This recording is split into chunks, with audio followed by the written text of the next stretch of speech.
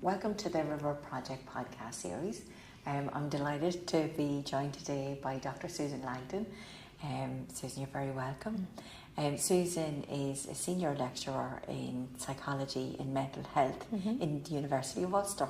So I'm really looking forward to this podcast with you, Susan. Me too, Lisa. I'm really glad that we're doing this, and I feel like you and I have had a conversation for a long time in the background, and many times have said the words, we should keep this for the podcast.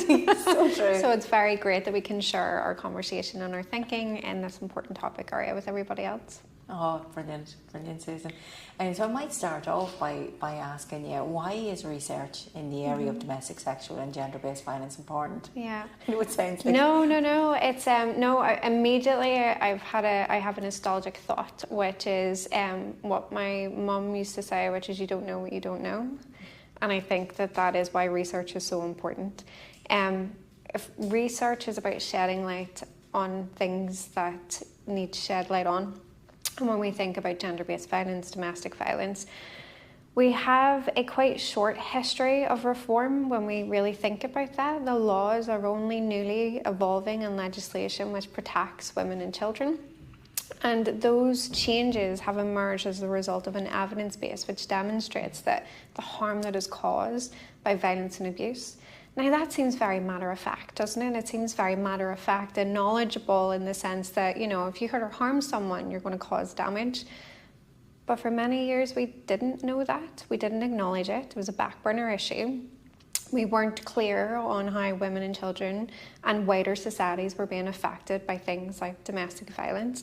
And in fact, previously, it had different names. We would have called women battered women. The old terminology which was reflected what we thought about it, as if a battered woman were someone in society that was a specific type of person. And in fact, what research has done is highlighted that all women can be victims potentially. It doesn't matter about your background, your class, your education, your employment. There are many different people at risk. Research has shed a light on that. So we don't know what we don't know. And research for me is the pinnacle of shedding light on those things that we need to address within our society. We now know because of research the areas that are impacting women, children, others within society as a result of gender-based violence that has come from the evidence base. But we also know our target areas because of that. Research spans so many things, and that's because when you answer one question, often you find another. It helps point you in a direction of travel, or it helps shed light on the things that are working well as well, which is a wonderful part of research also, which is how do we know what we're doing is working? How do we know that things are going well? Again, research, because we ask the questions, we do it in a way that helps create an awareness with everyone else within society. So I think beyond the helping us identify the issues, beyond helping us answer the questions that need to be answered, research is also the quality base in decision making globally. When we decide on whether we implement new legislation, we need an evidence base for that. If we decide on policies, we need an evidence base. If we need a law, we need an evidence base. If we are trying to convince those who, are in control of the levers of change, the change is required, then we have to provide the evidence for that. So I feel in a very privileged position to be a researcher, to be part of that lever of change within a bigger system that affects every person, every man, woman and child.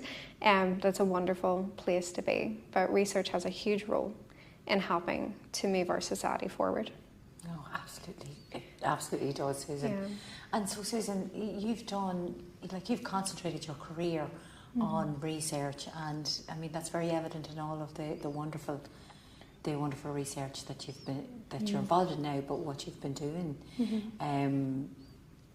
What drives that research for you? It's a good question. Probably the honest, most human answer I can give is my own background, my own personal experiences. So if anyone has ever watched, I did do a TEDx talk in 2024 and I spoke explicitly about my mum's experiences. So my mum, when she was 18, was married very, very young, and unfortunately it became very clear in the early days of that relationship that her partner was quite abusive. And that had such a profound impact on her. Now, years later, my mum did file for divorce and left that marriage, but it left such a mark on her. And years later, when I arrived, long after that relationship had ended, I guess the woman that I knew wasn't the same person that I guess other people talked about. There was something missing. I didn't really quite understand that. Very recently I was given a talk actually where I shared a picture of a beach in Bulgaria, and it was to signify a picture that I found when I was in my late teens of my mum in sunny beach in Bulgaria, and she looked glorious, you know. She was just happy, carefree, she's a beautiful woman. And I remember looking at that picture and thinking, it doesn't look anything like my mum. Not the physicalities of that were there, of course, but I don't know, the essence of a person was different. And I thought, what changed? Well, who's this person, and why is it not the same person? What happens in a person's life? I suppose as children we don't often think about who our parents are before they're our parents, or what happened to them. And that was the question, what happened to you? And I had some frank conversations with my mum over the years, and she shared with me her experiences, and I really started to understand the impacts that violence and abuse can have long after a relationship has ended, the longevity of that to a person's well-being and their mental health. And so when I started my degree in psychology, I really started to unpack quite a lot of human development through that course of study. I started to better understand, you know, theories around developmental psychology, clinical psychology, even educational psychology, all of which were sort of the wheels were turning within me, which is, wow, there isn't a part of a person's life that's not completely impacted by these experiences and these early experiences. And what was really profound is it didn't just affect her. In fact, a whole sort of generation later, it affected me, and I wasn't even there. And I thought, why aren't we talking about this?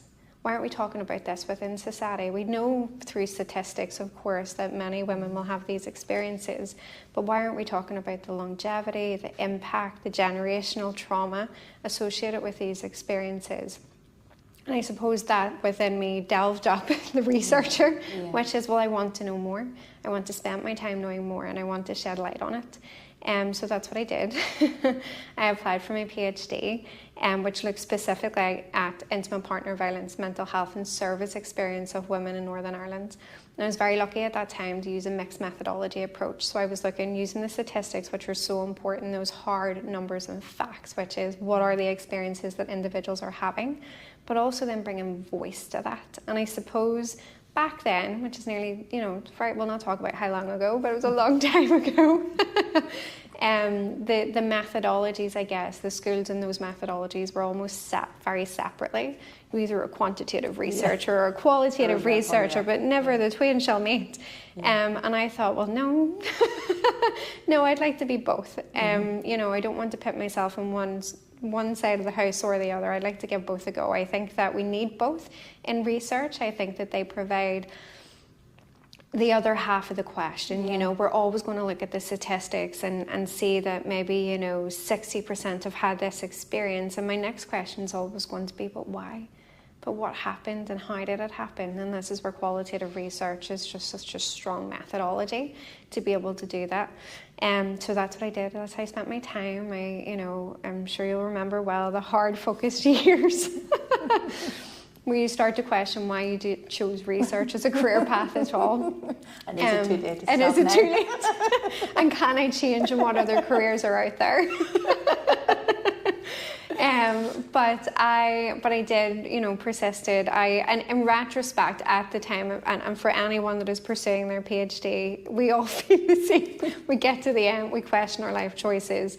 But after you've submitted the red book and you've had time to breathe, you realise, what you have accomplished and what you have achieved. And retrospectively, I wish I could go back and tell myself to celebrate those small moments and wins in the research, research is hard.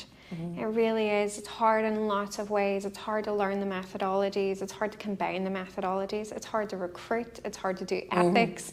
It's hard to decide on the questions. It's hard to have this autonomy behind, you know, answering those questions. But I love this question. I think I seen it on a meme or something somewhere, which is you have to choose your hard. In life, there's always, you know, it's hard to exercise, but it's also hard to be unhealthy. Choose your hard. And I think about that in research as well, which is, you know, choose your hard, because the outcomes of that can be so powerful. And so I guess, you know, after that short break of a postdoc and being able to move away from my PhD for a little while, I went to Queen's University for a while, and I started to, I was working with a wonderful team on a project looking at family-focused practice with parents who have mental illness, thinking I was taking a step away from gender-based violence for a while. I'm going to look at something else because I have these research skills, but I don't want to look at that topic anymore because PhDs are hard. And I did that, and I realised quite quickly that I was working in a chicken and egg situation, you know, where I was interviewing parents who had had a mental illness, and I was trying to better understanding their parenting capacity whilst also trying to manage their mental illness. And what became really clear was what actually, you know, what did they think caused the mental illness, or what led to the mental health decline. Gender-based violence was a big factor here. This was something that was just everywhere. And again, that question in the back of my head, why? You know, what happened? Why is it like this? Why are we not doing more within this system? I'm strongly, and have been strongly, I guess, driven, as I'm saying, from those personal experiences that always, you know, came from that first question with my mum, which is, what happened to you? Why did it happen? And how can we do better? And then the most profound thing that happened is I became a mum. So I've been working pretty hard for the last, you know, over a decade in the field. I you know, had used multiple methodologies to better understand these questions. And I suppose that part of my career was around prevalence. It was around, you know, how many people are having these experiences, how do we measure those experiences? And I was always massively interested in the field of what we now call coercive control. At the time, the terminology wasn't there when I started my PhD, so we were looking at things like psychological and emotional abuse. But when I was doing those interviews, it was, you know, that pattern that people talked about. It was moving away from an incident model. It was realizing that these experiences are not black and white incidences.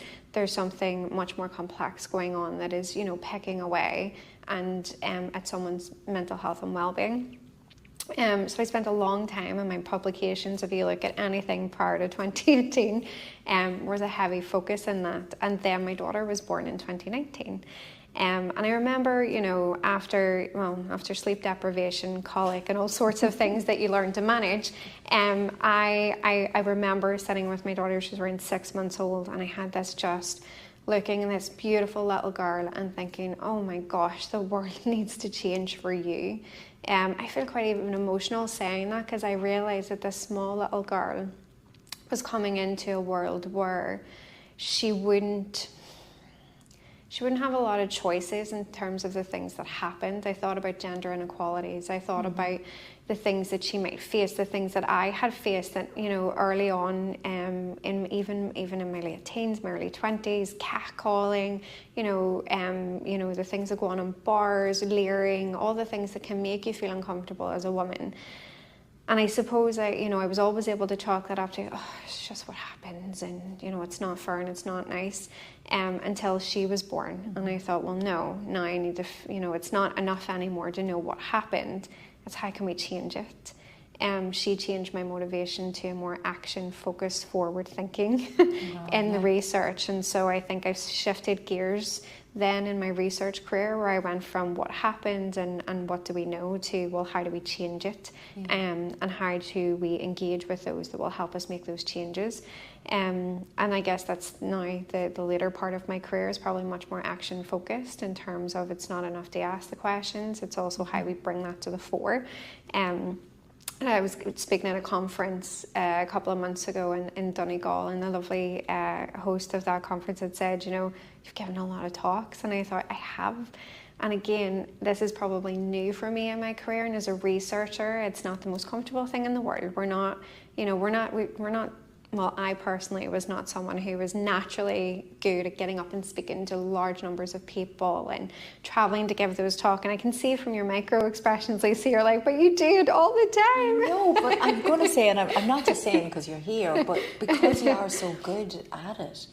And it isn't always a natural combination where people are so immersed in their research, but then are really not great at sharing it, whereas you are seamless. No. Look, you appear to me to be seamless from your research and how to, because I've seen you speak, I've seen your TEDx, and I followed your research as well, and I can see how you're able to articulate it in such I suppose really in such a way that people can truly understand and connect with it, which is why I'm such a fan. No, and it's wonderful to hear that, but I don't want to disillusion any early career researcher that feels the bag of nerves that I do and continue to. It's something that I practiced and got better by doing. So, and going back to that comment from the lovely lady in Donegal, she was right. I'm sure people have seen me speak lots at this point, and they've seen me in lots of places, and I've spoken in front of 10 people, and I've spoken in front of 200 people, and I did do the TEDx, and none of that was comfortable. It still isn't. It's not comfortable at all, but I also see the benefit in sharing that information with lots of different audiences. So as a researcher, being able to translate, and this is the most important thing I guess I've learned in my career thus far, which is I'm an academic. I write academic papers, and I'm embedded completely within the science of it all. But if I really want to pull a lever of change somewhere, then I have to be able to translate that to the public, and I have to be able to translate that with people that sit outside my field. And so I had to get better at communication. I had to get better about how I change the, terminology. It's very easy to talk about significance levels, probabilities, regression models, because I use them all. Would my mum understand that? Will my daughter understand that? When I try to translate this to the people that need to know about these things, then I have to change my language. And so practice. Taking those opportunities to speak and to sit down with lots of different types of individuals to have the conversation has led to a illusion of confidence and seamlessness. And you don't get me wrong, you do over time get much more comfortable, but it took time, and that's okay. And I guess that is the emergence of, the new researcher, I guess, that over the course of my career, what has driven me isn't one thing. It started with a thing. It started with a personal experience. And then over time, it became about all the women that I spoke to. It became about their experiences. And that never leaves you as a researcher. That's tough. You hold that with you.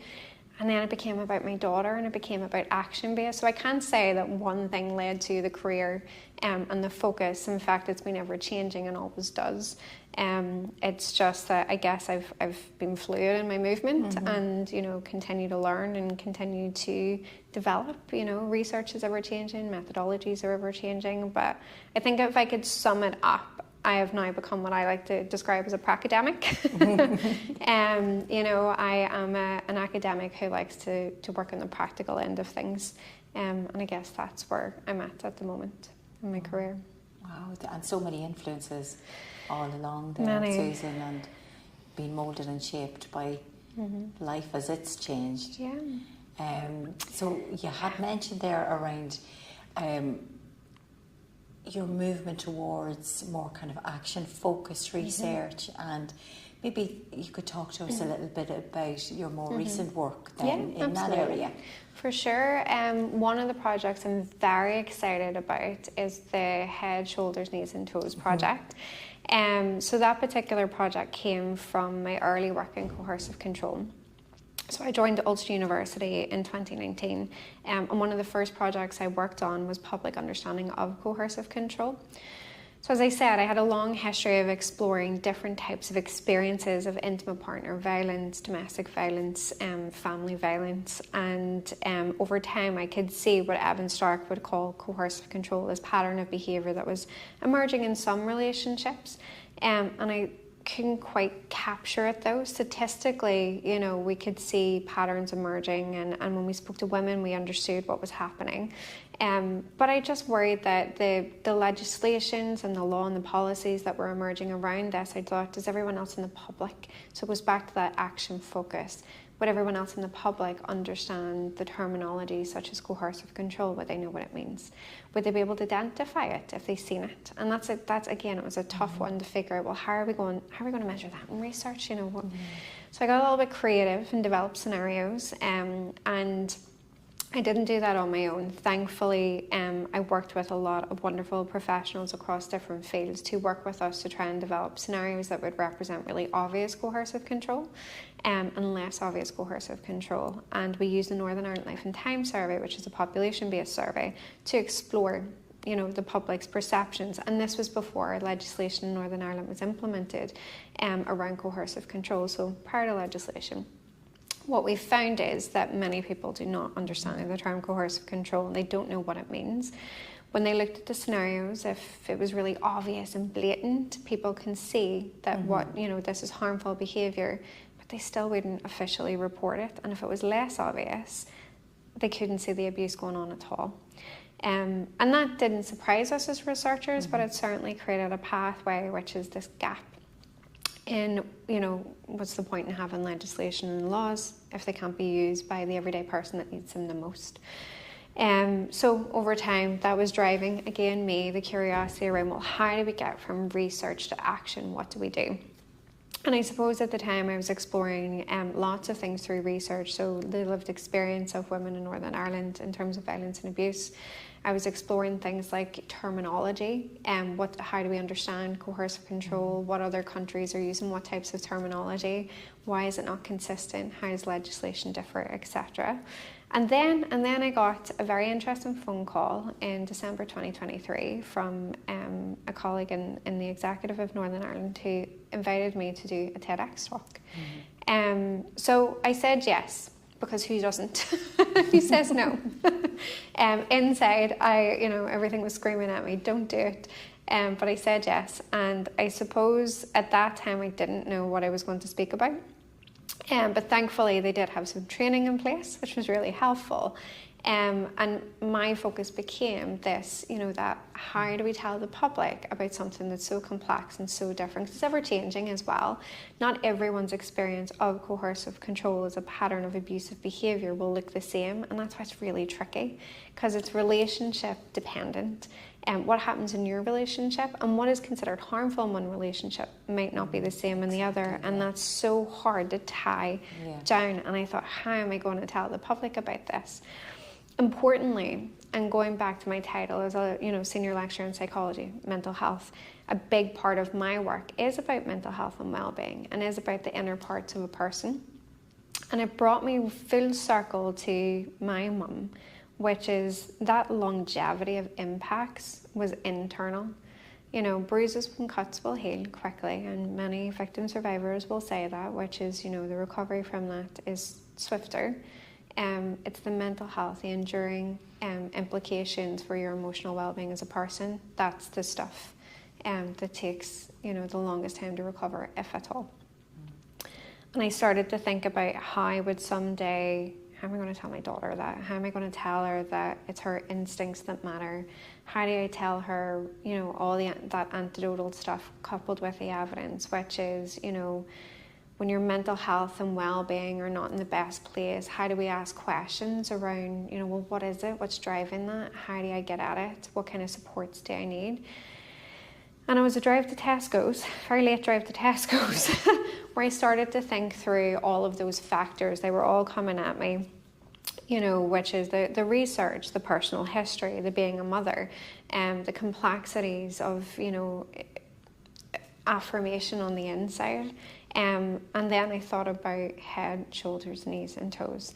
My daughter was in primary 1 at the time, and they use a lot of mnemonics in order to help them remember complex pieces of information. And I thought, well, why can't we do that with this? Why can't we translate this with the public and use a mnemonic, and the mnemonic being your head, your shoulders, your knees, your toes, as a way of checking in with how you're feeling. And I started to think, because these are the areas that are affected if you're experiencing any, form of violence or abuse, in terms of your mind, in terms of looking over your shoulder, or that pressure that people can feel, whenever things are really stressful or overwhelming. I know that's where it starts for me. I can feel, the pressure on the shoulders. A lot of women had talked about looking over their shoulder and always feeling like they're being watched. That knees element of being on your knees, asking for forgiveness, not really sure why, or being cut off at the knees all of the time. That sense of just always feeling like someone is pulling you down. And then the toes, the walking on eggshells, the being stuck and not being able to move because someone has you where they want you to be. And it made sense to me at that moment. Now I was terrified to communicate that to the public because, it's a new idea, it's a new way of thinking of things. And so it was tried and tested on many wonderful friends and colleagues who gave me the time to share those ideas. And so I used it on the TED. I used it that day with the TED Talk, and the response was so wonderful and so positive.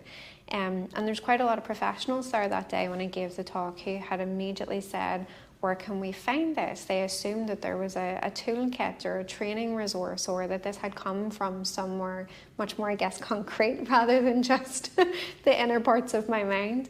And so that sparked again this possibility, this action in me, which is, I suppose we could think about that. What does that look like? So again, wonderful colleagues in the Executive Office for Northern Ireland, we started a conversation about what this could potentially be and look like, and we did our due diligence. We spoke with other professionals in the field, and we spoke with services, and we spoke with lots of different individuals to ask whether it was worth pursuing, because I didn't want to take away from all the great work that is going on. But we did want to add something to the toolkit for Northern Ireland that maybe doesn't currently exist. And so fast forward, I'm delighted that we are launching the pilot of the Head, Shoulders, Knees and Toes integrated campaign for public and professionals in Northern Ireland. So we have developed a public awareness short film ad that will be on social media. We have developed posters that people will see in the back of billboards and hopefully in the back of bathrooms and in lots of different places. And we've used that mnemonic of head, shoulders, knees and toes of helping people check in with themselves at an earlier stage within their relationship. And if they're not feeling great in those areas, we are encouraging that they link in with people that they trust, or we've developed what we call the local directory, which is where you can go for help, support and advice depending on what you need. Now, to support that, because again, it's one thing to put something out into the public and raise awareness, but it goes back to the ethics. Again, as any researcher who's ever pursued a project or a piece of research, ethics is so fundamentally important. Are you putting something out into the world that, yes, hopefully will, create awareness, but also let's think about the other side of this, which is it also creates then maybe an influx of reporting or a direction towards services that might not actually be ready for the influx, or they might not be aware of how to respond, or and so we started to think, well, we need a training toolkit, we need something to go along with this, and so that's what we've developed as the Head, Shoulders, Knees and Toes training toolkit. So we have our pilot organisations that will be trained here at Ulster University with me in a few weeks' time, which is very exciting. And we will follow them over the next number of months to learn about their experiences of implementing this within their own services. So we've designed something that is informative, but it's also slightly non-directive in a way, in that it's to sit within services, no matter what that service may be or who they may be directing their support towards, because we're not trying to take away from what they do, because what they do is probably, they do it well. That's why they're there. This is about adding something to the toolkit, the arsenal, in order to be able to respond to those who need support. And it's built around the idea of affirmation and confirmation within a person. I think over the last decade, the survivors that I have spoke to have often described the difficulty of telling someone else what has happened to them in the absence of physical violence. to try and explain that someone has systematically removed your liberty, that they have emotionally and psychologically, attacked you in a way that has left you feeling so vulnerable. And to be able to describe that to a professional or another person can be quite difficult. And I mean, let's be honest, like, we're human beings, we have a variety of different feelings and emotions, and trying to share that with someone, even someone like your friend, can be really difficult, Now try to take that situation with a professional that you don't know, that you've never had a relationship with, and they're asking about what is probably the deepest, darkest parts of your life, So I would say that our head, shoulders, knees and toes resources are about, yes, upskilling in the knowledge of the law and what coercive control is and what it could potentially look like, but also the empathy and the understanding of what a person has gone through, and allowing them. We do have a risk assessment pathway that is built into that. And the first thing is about listening to hear what a person is saying. So listening to speech, okay? So what is the person actually trying to say in their own words? And are we taking time to understand that? Listening to hear, listening to what the person is saying, but what are they not saying? What are the things that are missing from this? And what do you need, what is there that you need to better understand to get them to the next page? And listening, of course, to understand, the overall picture, so that you can intervene in a way that is supportive to them. I've said it many times before with regards to, again, the insights that I've garnered from research, from lived experience, which is that for survivors, it's important that we remember that choice should be firmly with them. Of course, if there's a risk to a child or other vulnerable adults, there's safeguards that we have to consider there. But every person should have a choice in terms of the types of supports that they need and the things that they require to recover and move forward, because this isn't an incident. This was not a one-off. If someone is in front of you and telling you that they're having these experiences, it's been long and enduring and probably gone on much longer than you can even imagine. But what will happen after will also take a very long time to recover from. And I think it's taken that into consideration as well, what is the after? When we did our research on Every Voice Matters, we were looking at women's experiences of violence and abuse across their lifetime, and I remember, and it's in the report, where we talked about pathways, and one of the wonderful survivors, had shared that it's one thing to be told, yeah, you need to report it and you need to call the police, or you need to tell someone has happened. She was like, but I don't know what will happen to me after. Yeah. Do we share that with the public? Yeah. What will happen to me? I don't know if we do, really. I mean, isn't there often a focus on the presenting, the presenting issues, and that's dealt with now, that's sorted, that's I'm very struck by, you'd mentioned a lot so far around longevity.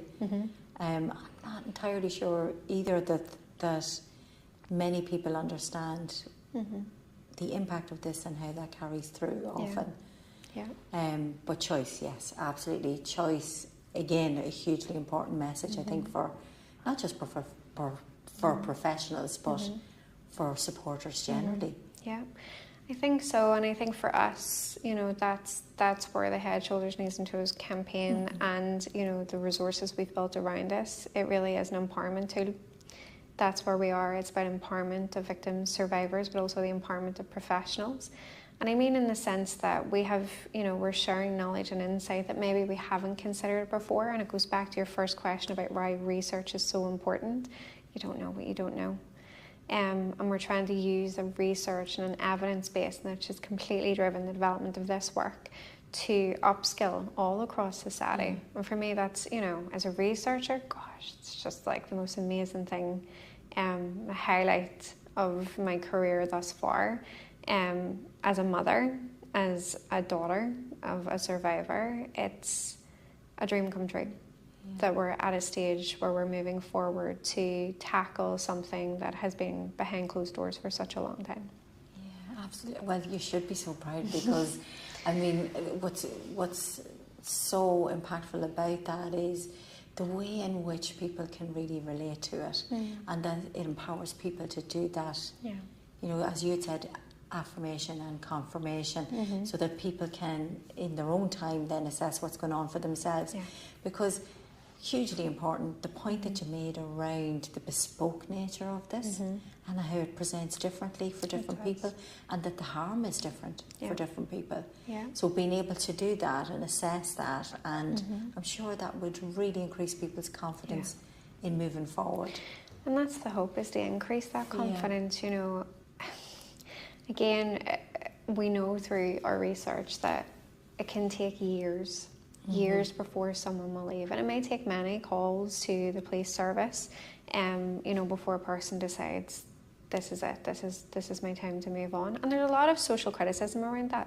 A lot of people will say, why didn't you leave? Why are you sticking this out? We still have that question. We still do. Comes up. Yeah, of course we do. But again, I think we're not considering the circumstance. And I say this publicly all the time, which is, if I said to you today, Lisa, right, you need to pack up your stuff and leave your home tomorrow, where are you going?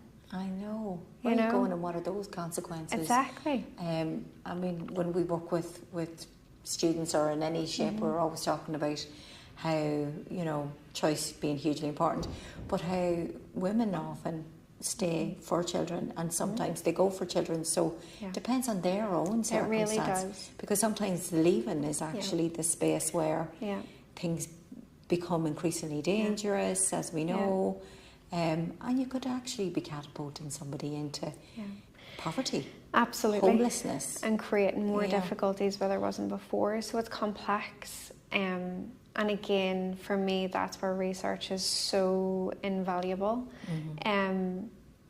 We help shed light on those things, and when a question is answered, we move on to the next, and that's what excites me.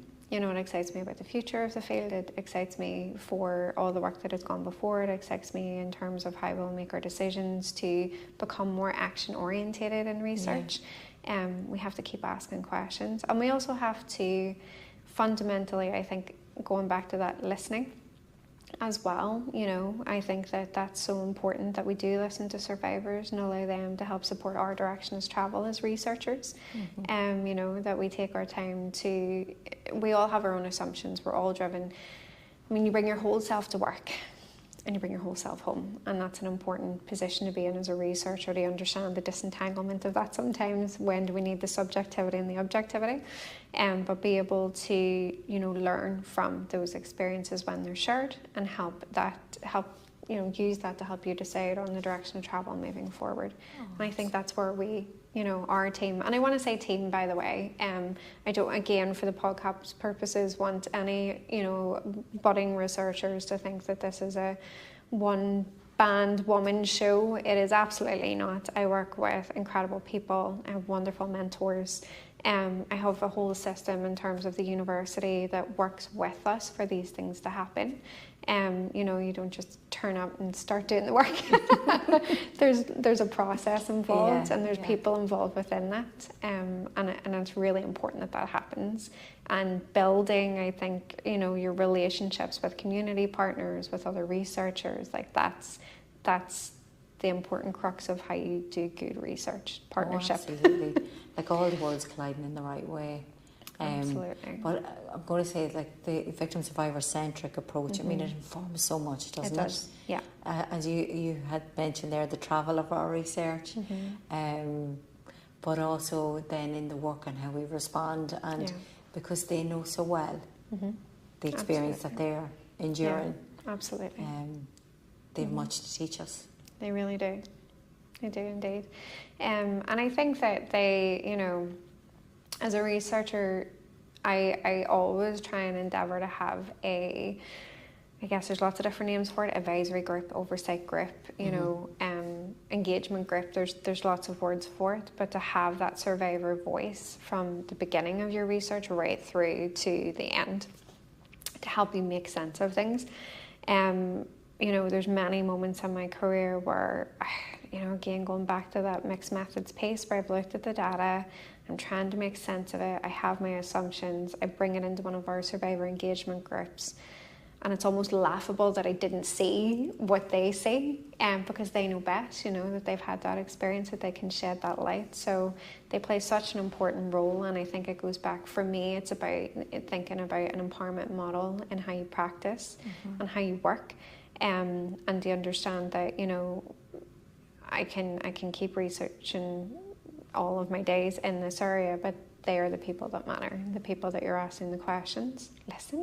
Listen to what they're trying to tell you, and from that you will garner everything that you need.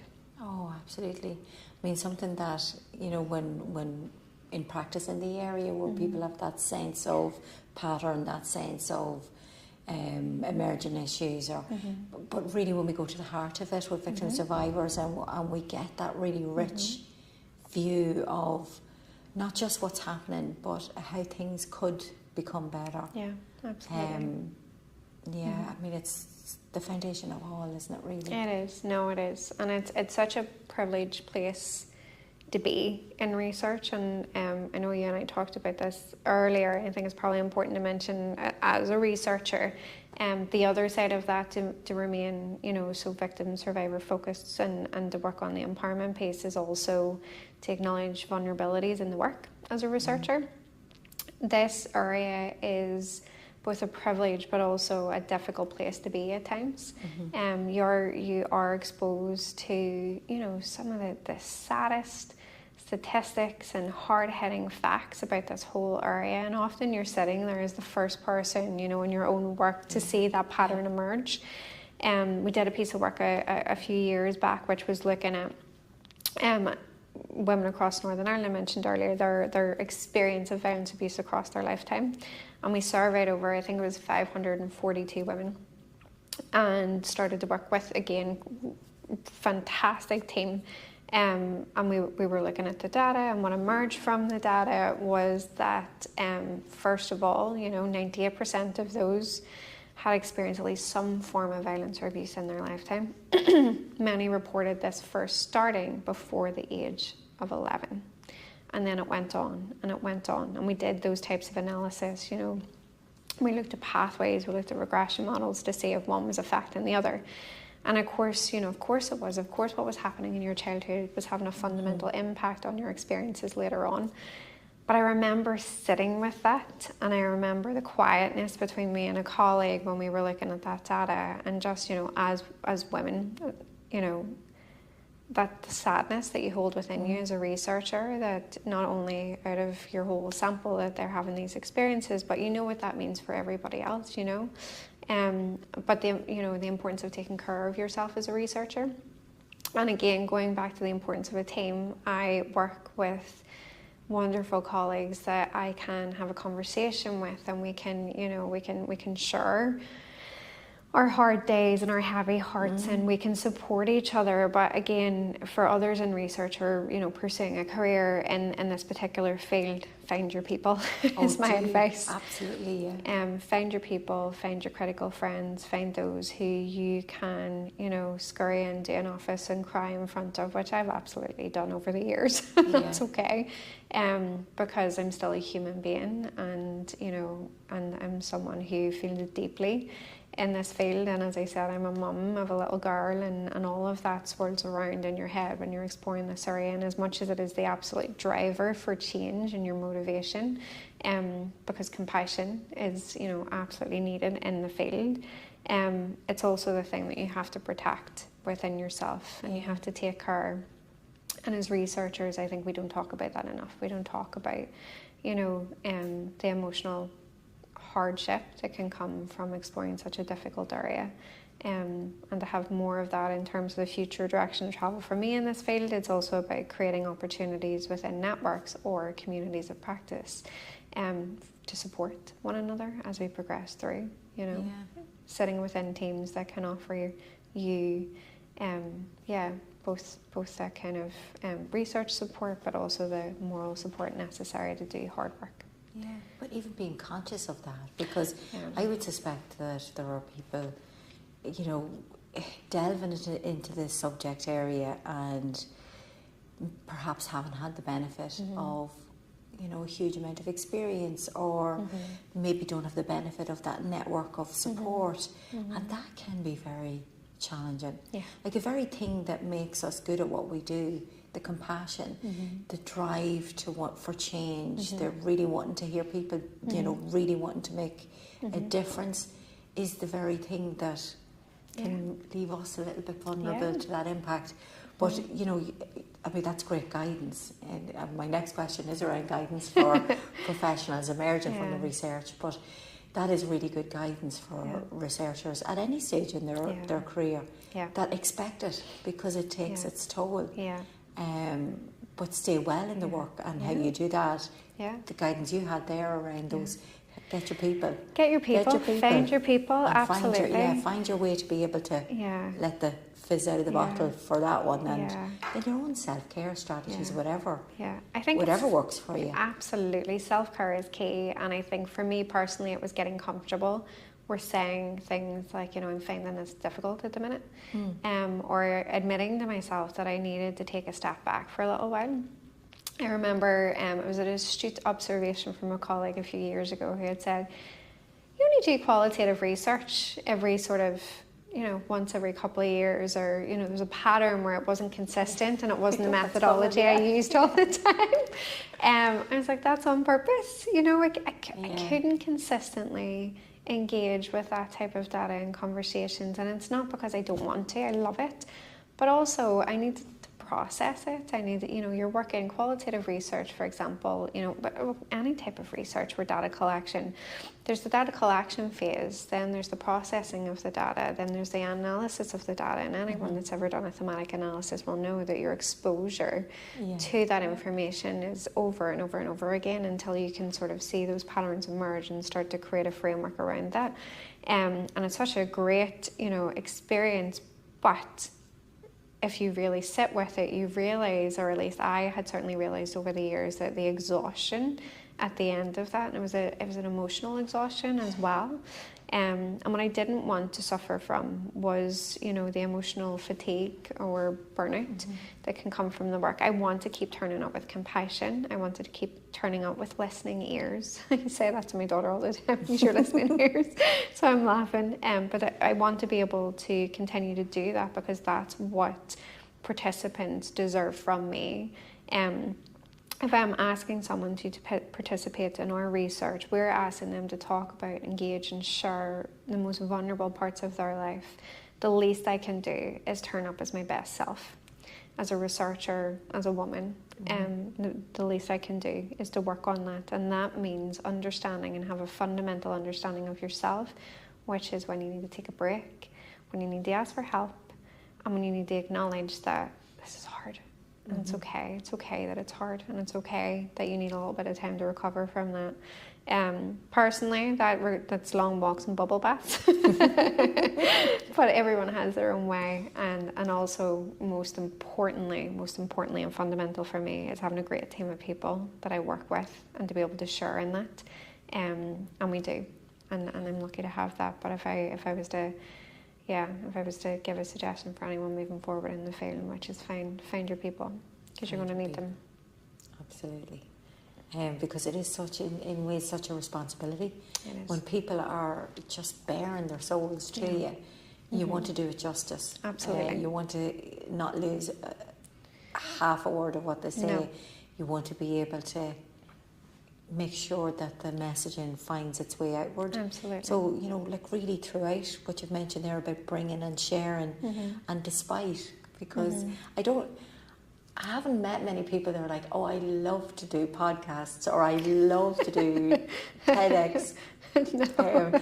I love to do presentations. No. But yet, the drive can often be, okay, we have something to share that has been shared with us. Absolutely. So it's our duty. No, it is. It is a bit of a duty. And to be honest, first of all, Lisa, talking to you is easy.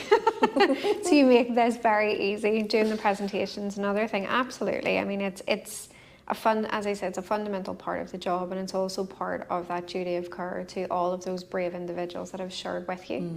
That have given over a piece of their lives so that others can learn from that. And I don't take that lightly. at all. I see that as, you know, something to be protected, something that gets me up and, you know, say the words even if my voice is a little bit shaky at times, to do it anyway and to do it for them. And that's such a privileged position to be in. I really do love being a researcher, and I you know, I think it's such a it's just such a wonderful job to have. It's such a privileged position to be in, isn't it? No, it is. Like, it really is. And it's just not lost on me. Apart from the short period after my PhD where I thought I'm never doing this again. But that's a unique moment in everyone's research career that you recover from. And retrospectively, I look back, you know, and I just think that it's for me personally, it's time well spent, or at least it has been time well spent and will continue to be time well spent. Yeah. Well, if we ever want change to happen, we need that evidence base. We can't go to people and say, well, this should change because I think so. Because I've noticed things. Yeah, you know, there needs to be numbers behind that. Yeah. Really, patterns, themes, all those kind of things. Yeah. But you know, keeping with advice and guidance. So emerging from the research, then, Susan, what other things do you think would be useful for? Look, we have a wide audience, but in terms of the professionals that will be tuning in. So from your research, what are the kind of key areas? Yeah, I think first of all, I'll tackle a little bit of maybe social learning theory here, which is I've spoke with many survivors over the years about the difficulties they've had in engaging with services and what they feel is a strong sense of judgment about why they didn't, you know, the capacity to protect as a parent is always called into question. Why didn't you leave sooner? Why didn't you see this coming? Why are you know, sticking with this person? So we're going to go over a bit of social learning theory first and foremost with our professionals. It starts with love. Okay, this always starts with love. No one gets into a relationship initially and thinks, yeah, I'm going to accept and put up with all of these behaviours. You get into a relationship majority of the time because you feel fondly about a person and it develops into something else, and then it's intertwined and it's difficult because you live together and you have children and all the other things. And prior to that, you may have also been exposed to a lot of stuff that just didn't then set off the alarm bells. I'm going to go back to what I started with, which is you don't know what you don't know. If you've grown up in a household where these behaviours or any poor behaviour or negative behaviour is normal, then you're going to think it's normal. And until someone tells you otherwise, it's very hard to understand, you know, that you should leave or you should walk away or you should do whatever. So I think that it seems almost like the basics of professional intervention, that we should consider a person's past, we should consider what has led them there. But I think keeping that in mind as we make our assessments and reduce our judgments about why someone didn't leave or why someone is only coming through the door after 5 years, 10 years, 15 years of enduring whatever behaviour. I think the next thing to consider is the person where they're at as well, which is moving away from an incident approach. You know, that someone has had the experience and they've made the call and that they have the capacity to pack up their bags and their children and anyone else that they are caring for and just move on. You know, I think being honest with individuals about what you can offer will help them inform and make choices as well. A lot of the women I've spoke to over the years have said mostly when they ring the police, for example, they just want the abuse to stop. It's not that they want to leave the house immediately. All of those things take time, so I think it's taken that into consideration, which is to sit in front of someone with a bit less of a power dynamic, if possible, and be so open. It is, and be open to empowerment, which is what can this person do for themselves, and what can I do to support them to get there. So thinking about those protective factors, and you know, alongside with mitigating risk, always, of course. But to take that into consideration, which is how can I empower this person? How can I, rather than sitting in judgment, I think that's what all, you know, anyone wants from the person on the other side of the worst day of your life, which is please don't judge me, work with me with what I have, the tools in the box. And as you say, really think through what you're asking of another person. Are you thrusting them into poverty? Are you going to make things worse? Are you going to create a dangerous situation as well, potentially? And think about that. I think thirdly is the longevity piece. I think that this isn't something that we consider in our current service provision, or at least my experience of working with survivors is that the service provision is often short term or shorter term than what the actual impact is lasting. We are maybe getting someone housing support, and they're maybe working with a particular service to work in their recovery through a 6-week program or a 12-week program. But going back to my mum, 40 years on, and that still deeply has an impact on her everydayness. Her, experiences have lasted and endured decades. These things just don't go away overnight, and to consider that in terms of how we offer support, but also what types of supports are there for the weeks and months and years after someone has left those relationships, and the supports for children as well. And I know that some services do offer support for children, but I'm talking about, again, thinking about myself. It took me well into my 20s and a degree in psychology before I could really fundamentally understand what happened, and going back to that core question, and that's something that not everyone will have access to. So I think it's just thinking about our service provision and what we offer, and the longevity of that, and maybe the partnerships that are required in order to really wrap around a family when they need it most. Yeah, that's very powerful guidance there, and I'm nodding here, nodding away, because it just makes so much sense in terms of what we hear from people at that, as you said, maybe the worst day of their lives. Yeah. How they don't want to encounter somebody who is judging them or their decisions or lack of decisions, where they didn't have an opportunity or power to make any decisions. But I mean, I think that's really good and clear messaging for any professionals. So I might just go back to, because you've quite expansive research, touching across various areas. Where are the gaps, Susan? What do you think? What areas do you think we need to engage in now? So two things come to mind. First of all, I talked earlier about the difficulties with actually conceptualizing coercive control. What does that actually mean and for who? In research, that's really hard to capture. And whilst there's different tools that are kind of popping up in places and may be used, I don't know that we have a consistent measurement at the moment that really captures those lived experiences. And the importance of that for comparative studies, or being able to look at change over time. Thinking about my own work at the population level, which is if we are capturing those experiences at one point in time, and we want to capture those experiences at a later point in time, it's about being able to truly get at the lived experience. That makes sense. So I think measurement tools, for me, is an interesting area within research, more broadly, being able to capture that. And being able to capture it through behaviours, and thinking about the questionings of the tools that you have in place. A lot of the times, for me as a researcher, you have to think about the metric of your measurement and how you are implementing that. And I think the second thing is, and completely relates to that, which is working across jurisdictions.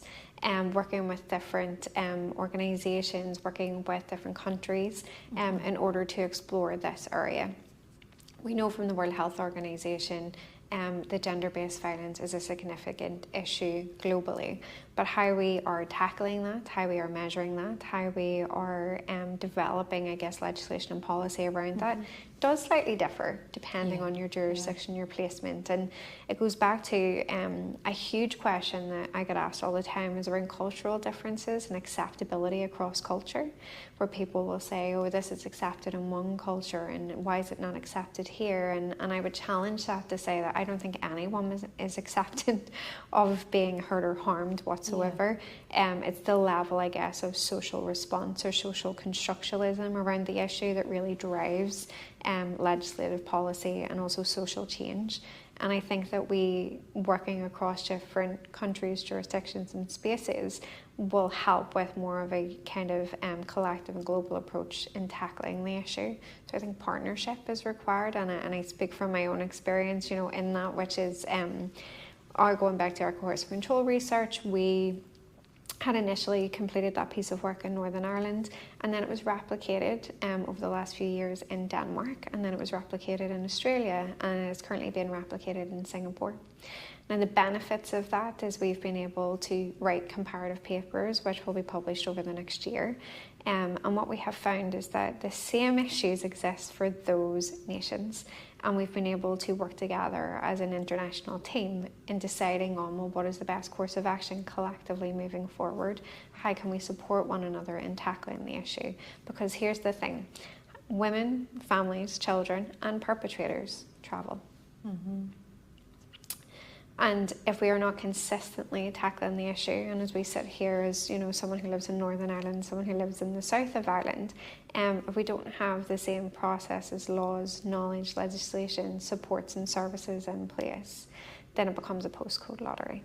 And I really am of the opinion that there should be no wrong door or region in which you can go to in order to ask for help.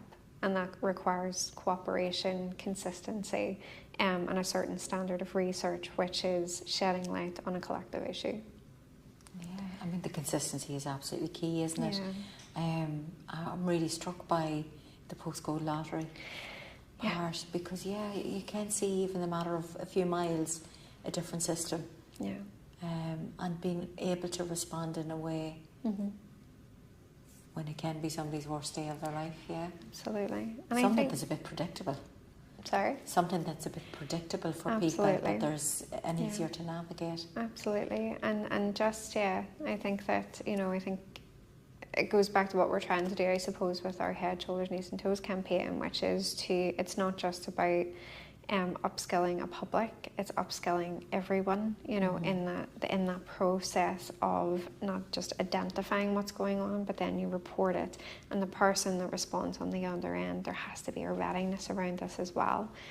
We often deal with these things in little silos as if they are separate, and they're not. This is a whole, it's a whole system, it's a whole process, and it's a long one at that. And I think it's about considering the bigger picture is key, and there's a lot that we can learn from colleagues further afield, from colleagues in different countries and different regions. But I also would throw out the call to action, which is leadership in research, and that's, I guess, what we're trying to do here. It's not waiting for someone else to do it well and to do the thing. It's also being part of the team of which did the thing, and as well, and to share the thing with everyone else, so that we can create consistency and a collective message in what we do. And that's the part of research. For the final question, Susan, it's really part two of the sharing of your own learning from your research. So when we're thinking about victim survivors, what kind of key messaging would you like to share there? I mean, for victim survivors specifically, I think I'm going to go back to the core messaging around the mnemonic, which is to trust your instincts.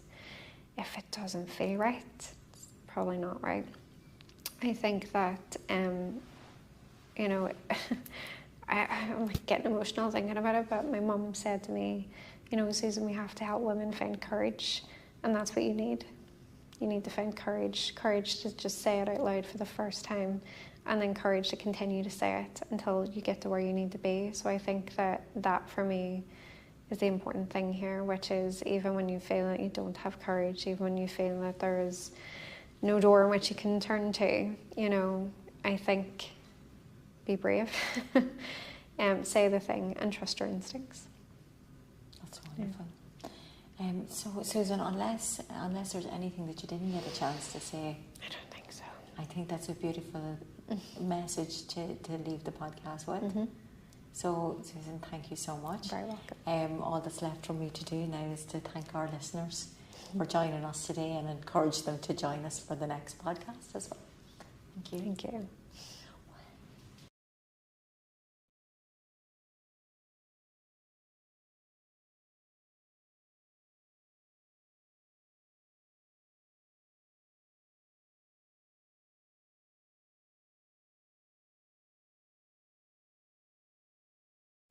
you.